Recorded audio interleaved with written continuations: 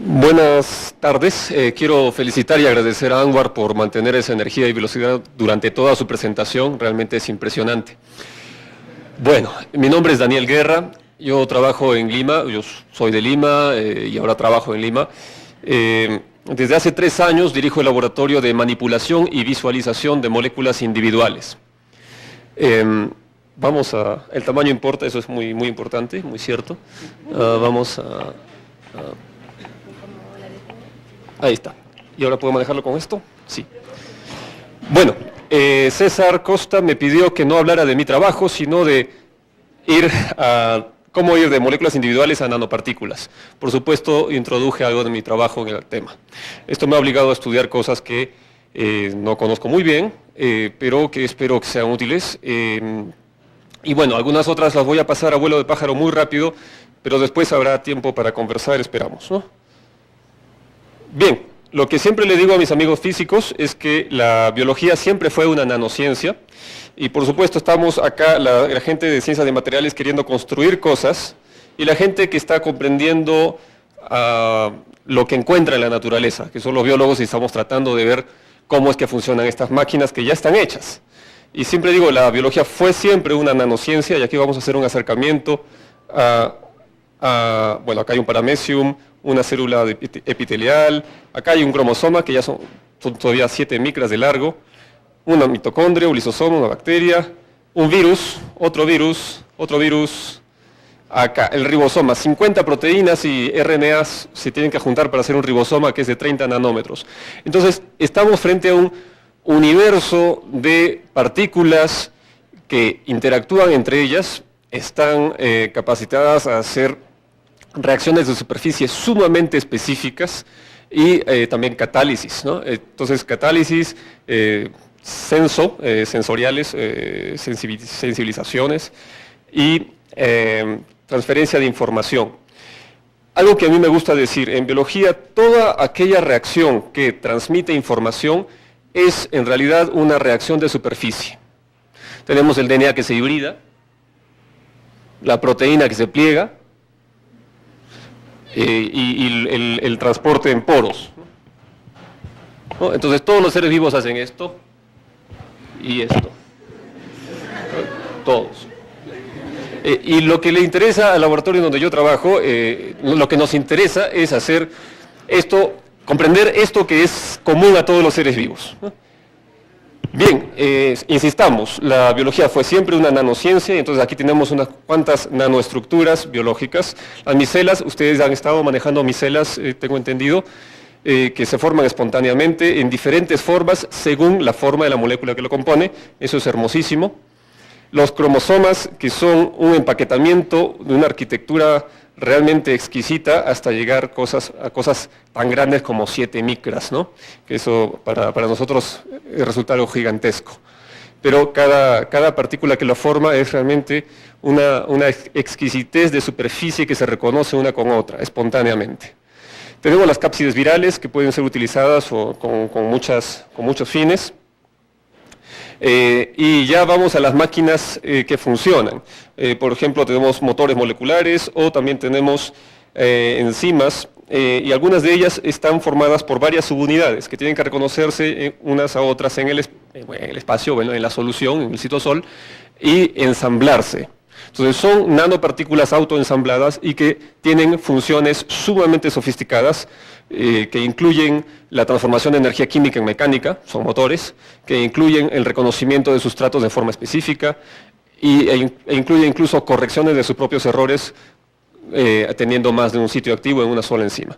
Y tenemos, bueno, en el caso de proteínas es muy conocida esta capacidad que tienen de tener catálisis y reconocimiento de superficies, pero también ocurre en ácidos nucleicos, y este es el caso del riboswitch, en que el RNA, mientras está siendo transcrito, ya empieza a plegarse por estructuras secundarias, complementariedad consigo mismo, pero puede plegarse en formas alternativas, y alguna de estas formas es estabilizada por algún metabolito que es indicador de algún estado particular de la célula, y esto es una estabilización muy específica. Entonces, cuando este metabolito es abundante, por ejemplo, se estabiliza esta estructura que favorece que el complejo de transcripción se desarme. Entonces, cuando hay abundancia de este metabolito, el gen de la enzima que produce el metabolito no se transcribe y ese gen se apaga. En cambio, cuando no está ese metabolito, se estabiliza otra estructura y el gen se transcribe y está encendido. Entonces, aún con una sola molécula ya podemos tener un switch de prendido y apagado. Entonces tenemos a la gente que trabaja en materiales queriendo construir cosas cada vez más avanzadas y a los biólogos que estamos tratando de entender cosas que ya están mucho más avanzadas porque nos llevan unos 3.500 millones de años de ventaja. No es magia que nos ganen, ¿no? Y queremos entender a la biología con sus bloques de construcción, las proteínas, el DNA y el RNA, y cómo ellas forman circuitos inteligentes que toman decisiones. Bueno, un panorama rápido. Si yo quiero construir cosas, debo conocer los bloques de construcción. ¿Qué son las proteínas? Las proteínas, todos sabemos algo de qué son las proteínas, pero vamos a vista de pájaro cómo son. Es un polímero de aminoácidos donde cada uno tiene una cadena lateral de naturaleza distinta.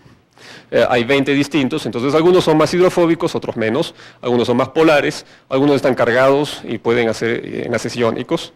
Y entonces, cuando interactúan entre sí, el polímero deja de estar extendido y se pliega en formas particulares.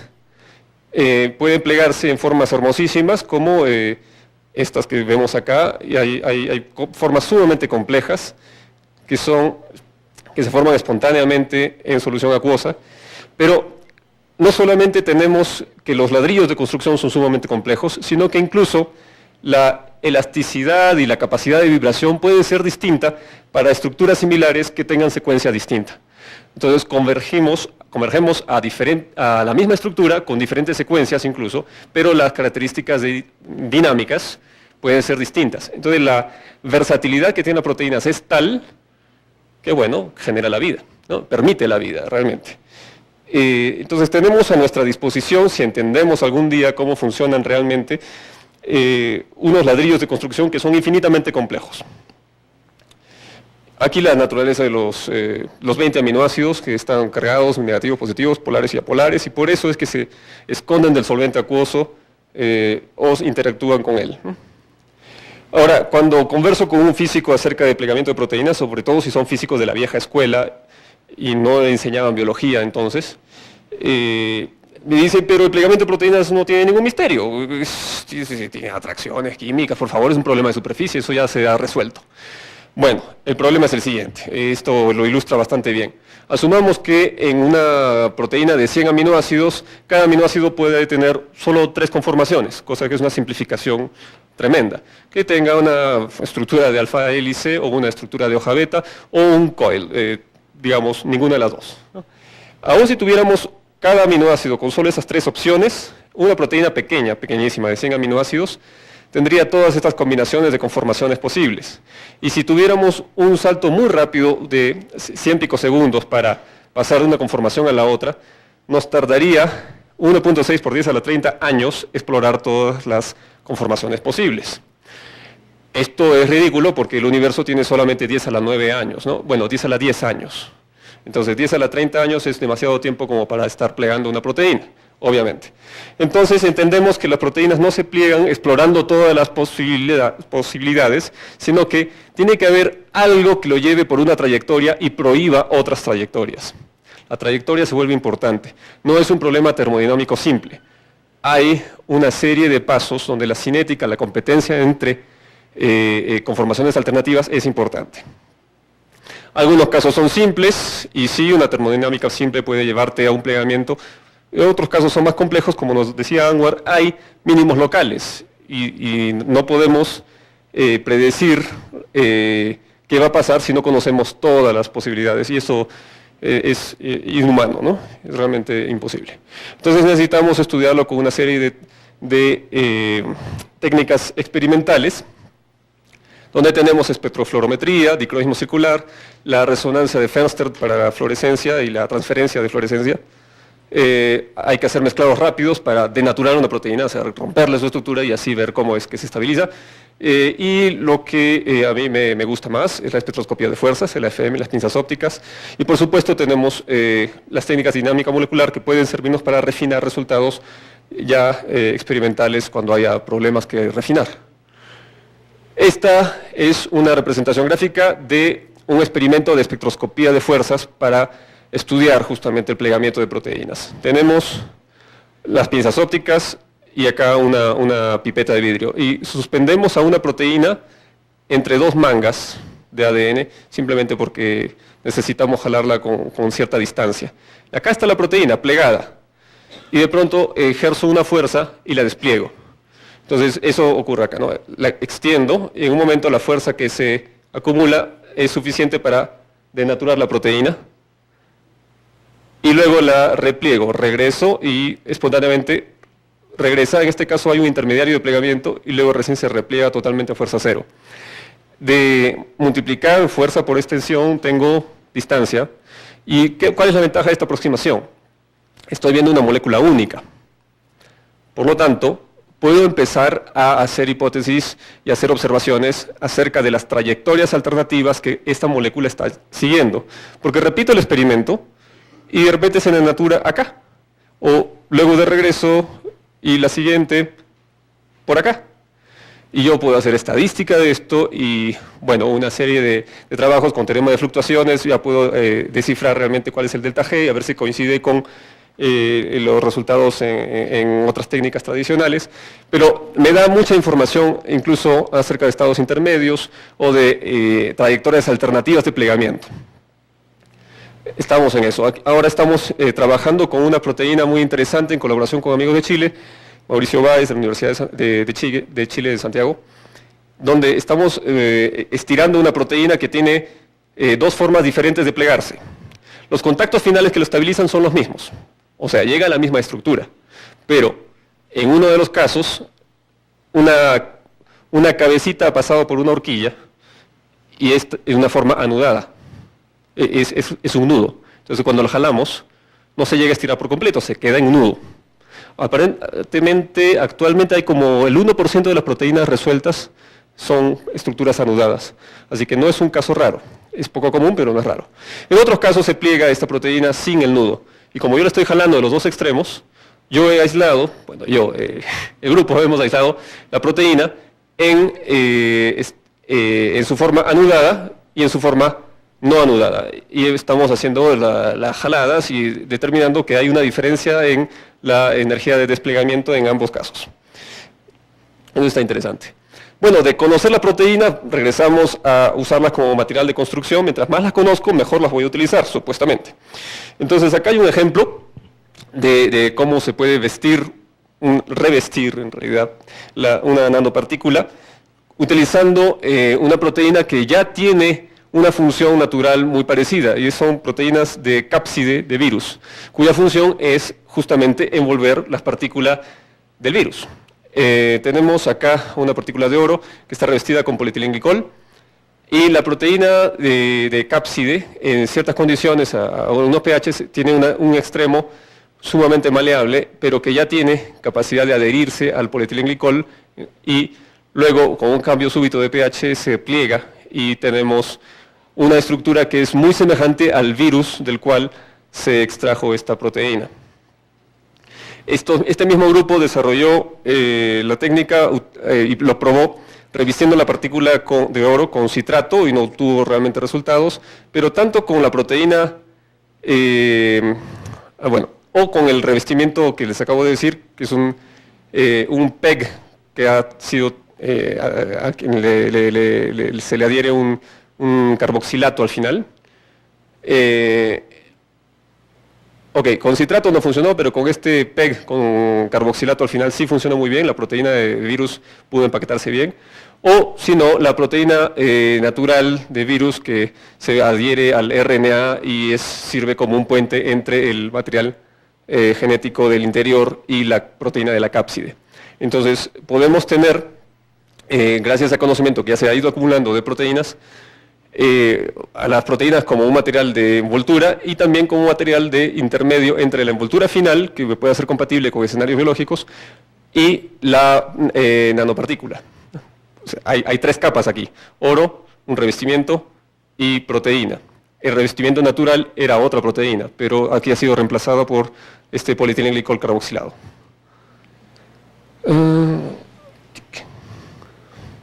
Pero las proteínas, las proteínas están vivas, entonces a veces las puedo utilizar aunque no entienda bien cómo funcionan. Y este es un caso en que se aprovecha el hecho de que están vivas y por lo tanto, en cierta forma, están vivas, ¿no? Podemos hacer que evolucionen in vitro. Haciendo phage display, se puede hacer ensayos de adherencia entre la estructura que yo quiero revestir y un bacteriófago que expresa una proteína random.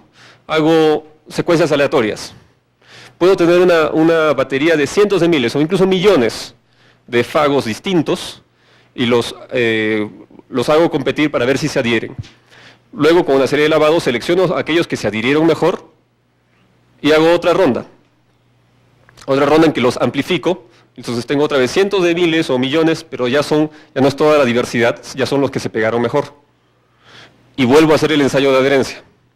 En 3 o 4 rondas, o incluso con rondas de mutación aleatoria en medio, puedo tener bacteriófagos que se adhieren con muchísima especificidad a algunas estructuras que a mí me interesen. Este trabajo que he seleccionado para presentar ha sido exitoso en adherir bacteriófagos a un cristal de arseniuro de galio. Y algo muy interesante es que se adhiere con una excelente afinidad al arseniuro de galio 100, pero no al 111. Entonces, realmente la capacidad que tienen las proteínas de evolucionar rápidamente para adherirse a una superficie específica es impresionante. Mientras más se ensaya, más éxitos se logran. Bueno, y acá marcada fluorescentemente en una lámina y se puede ver exactamente dónde está el semiconductor y no se adhiere a otras partes. Bueno, salimos de proteínas y entramos a otro material muy interesante, es el DNA. También puedo revestir nanopartículas con DNA. Y esto me puede llevar fácilmente, esto fue publicado en el año 96, me puede llevar fácilmente a otro orden de complejidad. Puedo tener acá nanopartículas revestidas con DNA de hebra simple, que tiene entonces una capacidad de adherirse a otro DNA. Y pongo el DNA linker, que puede adherir a las dos hebras de DNA simple que están en nanopartículas distintas, y puedo entonces tener toda una red de nanopartículas. O incluso los extremos cohesivos pueden ser iguales y puedo tener toda una red de nanopartículas idénticas. Controlando la longitud de este linker, de este pegador, yo puedo controlar la disposición de esta red de nanopartículas, cuán distante van a estar cada una de ellas. Entonces, realmente la versatilidad es inmensa, y esto ya fue hecho en 96, se están haciendo cosas aún más complejas. Si yo puedo usar DNA como material de construcción, bueno, hablamos de proteínas, pero las proteínas son complejas, sumamente versátiles, pero complejas. ¿Puedo hacerlas evolucionar? Bien, pero ab inicio es muy difícil diseñarlas. En realidad, hasta ahora, excepto por pequeñas proezas, se puede decir que es todavía bastante imposible. Pero DNA es bastante más conocido y podemos hacer estructuras muy raras también, muy específicas, muy al capricho del diseñador. Acá hay un cubo de DNA que ha sido hecho con oligonucleótidos de este tipo, que luego se permiten hibridizar y se forma este cubo. Acá hay un octaedro, perdón, esto es un dodecaedro. No es un dodecaedro, pero es otra figura geométrica, en realidad no es regular, porque acá hay un cuadrado y acá hay es un poliedro raro, perdón que no conozco las formas, pero acá hay otra proeza rarísima, ¿no? Están los anillos borromeanos, que si yo corto cualquiera de estos anillos, dejo de tener los 3 unidos, pero 2 siguen unidos, ¿no? Vamos a posponer esto. Avisarme dentro de 2 días. Ya, listo. Incluso se puede hacer caritas felices, mapas de países, estrellas, teniendo un DNA largo y unas especies de grapas que van a unir ciertas partes del DNA.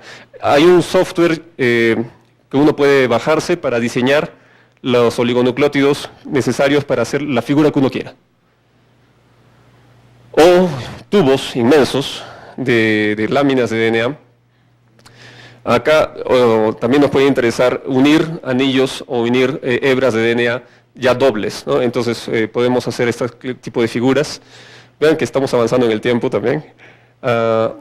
Acá hay alguien que diseñó un linker de otro tipo con otro tipo de química para unir al DNA entre dos surcos. Entonces yo puedo tener dos hebras, dos dobles hebras de DNA independientes y unirlas en cierto lugar. En fin, la cantidad de estructuras que se pueden hacer con DNA es impresionante. Realmente es un trabajo hasta ahora bastante artístico, pero realmente se puede uno imaginar que puede utilizarlo como siembra, como semilla para estructuras de nanopartículas o cualquier cosa que uno se pueda imaginar. Incluso hay estructuras estables que no se estabilizan por la hibridación típica Watson-Crick, sino por otras figuras que pueden incluir la intervención de algunos metales. O incluso puedo lograr motores de DNA, que hebras de DNA se muevan en el espacio. Se trata de una competencia de hibridación, y si está diseñado con cierto ingenio, entra una horquilla de DNA que va a reemplazar las posiciones y va saltando de un espacio a otro y puede avanzar procesivamente por largas distancias. Incluso acá hay otro diseño con 2 pies, puede hacer un ciclo fútil, pero en la resultante va avanzando. A veces hace ciclo fútil, pero luego avanza. Bueno, pero naturalmente, ya, después de haber pasado por toda esta arte de DNA, naturalmente cómo se comporta el DNA. Ya tenemos acá estructuras bastante complejas naturales. Tenemos el DNA que se enrolla en nucleosomas y luego se compacta en estas estructuras en el caso de células eucarióticas como las nuestras.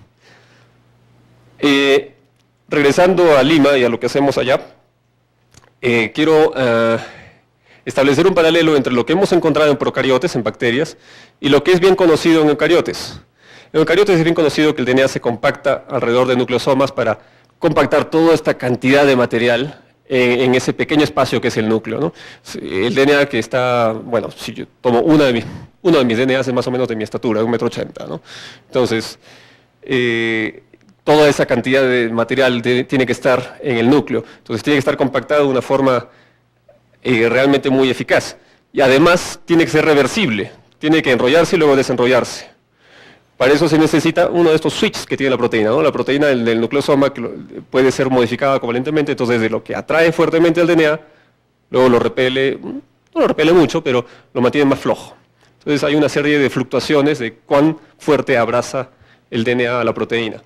Algo con una estructura parecida hemos encontrado en procariotes en que la RNA polimerasa, la enzima que lee los genes, en el caso de leer un gen, antes de empezar a leerlo, se enrolla el DNA alrededor de ella. Esta es una foto tomada en el laboratorio de Lima, en el que el microscopio de fuerza atómica nos muestra a la RNA polimerasa en el promotor de un gen, y está allí el DNA compactado alrededor de la proteína. Bueno, lo hemos estudiado con pinzas ópticas, lo hemos estudiado, lo bonito de las pinzas ópticas es que no solamente puedo jalar proteínas, también DNA, ¿no? Uy, se hace esto, se puede jugar un poco. Pero regresemos, bueno, y esto obedece a la cadena vermiforme, hay un modelo matemático que lo explica bastante bien. Lo estamos observando ahora con microscopio de fuerza atómica, entonces vemos estos tallarines de diferentes tamaños y sigue obedeciendo, la distancia entre extremos obedece al modelo de cadena vermiforme que podemos revisar. Lo que les decía, entonces en presencia de la RNA polimerasa que está acá, la longitud de contorno se hace mucho menor. Hemos visto que se compacta 30 nanómetros porque el DNA está abrazando al contorno de la proteína. Lo extraño y que descubrimos en el laboratorio en Lima es que cuando hay una situación de estrés, este metabolito que empieza a subir intracelularmente causa que de esta conformación, que lo tenemos acá en una longitud compactada, salta a esta conformación, acá una conformación estirada. Esto es un hallazgo bastante importante porque estamos asociando un cambio de estructura a una situación de estrés en bacterias.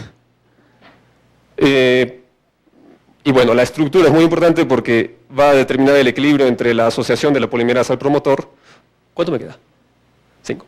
Entre la asociación de la polimerasa al promotor, y eso hace que luego la polimerasa, si es que se queda en el promotor, puede decidir avanzar realmente o acaso no hacerlo. Estamos frente a la decisión si la polimerasa va a leer el gen o no leer el gen. Para familiarizarnos en tamaño, esto mide aproximadamente 10 nanómetros. y está reconociendo la superficie del DNA y adoptando la forma de enrollada o no enrollada. Y está tomando la decisión si lee o no lee el gen. Quisimos entonces, como vimos en un caso particular de un gen que el DNA se abraza a la proteína, queremos ver con más genes, a ver si esto acaso es un mecanismo general, pero por supuesto esto toma tiempo, ya lo vamos viendo en 2 genes hasta ahora. Y antes de mandarnos a hacer el trabajo con más y más genes cada vez y tener todo un ejército de estudiantes trabajando día y noche, pasamos a hacer algo de bioinformática. Estuvimos motivados a hacerlo de una manera más o menos urgente cuando se nos estropeó el microscopio por 2 meses, entonces empezamos a revisar literatura.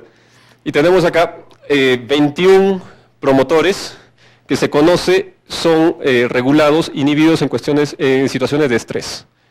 Todos estos son inhibidos, aquí está la transcripción relativa, está muy pequeñito el número, pero por ejemplo, este promotor, este es el más impresionante, es el promotor que fabrica el ribosoma. Entonces, cuando la RNA polimerasa pasa por allí y lo lee, se fabrica un nuevo ribosoma. Bueno, la parte de RNA de ribosoma al menos. Y acá, en presencia de estrés, de este metabolito que es señalador de estrés, solo se transcribe 0.15 veces. Entonces es menos de una quinta parte, ¿verdad? Es una fuerte inhibición. Tenemos otros genes que son inhibidos menos, solamente 30%, otros a la mitad, este que no es inhibido, y uno incluso que está estimulado a 60% más. Entonces quisimos ver si es que había una relación entre la estructura de estos genes que favorezca la posibilidad de abrazar a la polimerasa y su capacidad de ser inhibidos por el estrés. Bueno, acá está la curvatura espontánea del DNA desnudo, predicha según la comparación con base de datos, o sea, por intrínsecas propiedades físicas de la secuencia, podemos predecir cuánto tiende a curvarse el DNA. Y según la posición de la secuencia, en cada una de estas líneas es uno de estos genes, y vimos que esto es un barullo, ¿no? Es totalmente de ruido, no vemos ninguna tendencia evidente. Pensamos, el que va a ser más inhibido, el que va a ser más controlado por el estrés, obviamente se va a curvar más, porque va a obedecer el mecanismo que hemos visto. Bueno, no vemos eso, no vemos cualquier cosa. Pero no nos desalentamos y empezamos a ver si es que acaso había información escondida aquí.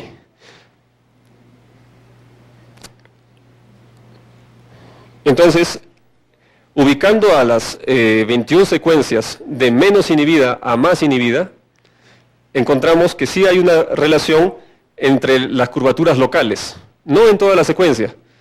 Entonces aquí, en toda la secuencia, que va de menos 80 al 0, aquí empieza la transcripción, y entonces esta es la cantidad de DNA que está antes, que es el DNA que podría abrazar a la proteína. Vemos que hay ciertos picos de correlación. Hay algunas secuencias cuya curvatura sí correlaciona con ser inhibido. Y fuimos cortando estas zonas, están aquí seleccionadas, y nos resultó un R cuadrado de 74, de 0.74. Con esto sí saltamos al techo, de alegría. Acá hay información, entonces, aquí no parecía verla, pero acá sí. Definitivamente acá vemos, hay una tendencia, los que están más inhibidos tienden a ser más curvados en esas zonas, y los que menos inhibidos tienden a no ser curvados en esas zonas. ¿Por qué es importante que sean las zonas? Veamos la periodicidad acá. Acá otra vez un asunto de materiales, ¿no? La distancia entre estos picos está cerca de 10 pares de bases, y eso es lo que permite que estén en fase para la curvatura. Si estuviera a una distancia de 5 pares de bases, uno se curva y el otro elimina la curvatura. Bueno, con eso hemos terminado, es la parte más emocionante de lo que nos ha pasado en los últimos meses. Este es el laboratorio en Lima. Si uno trabaja mucho le salen brazos nuevos.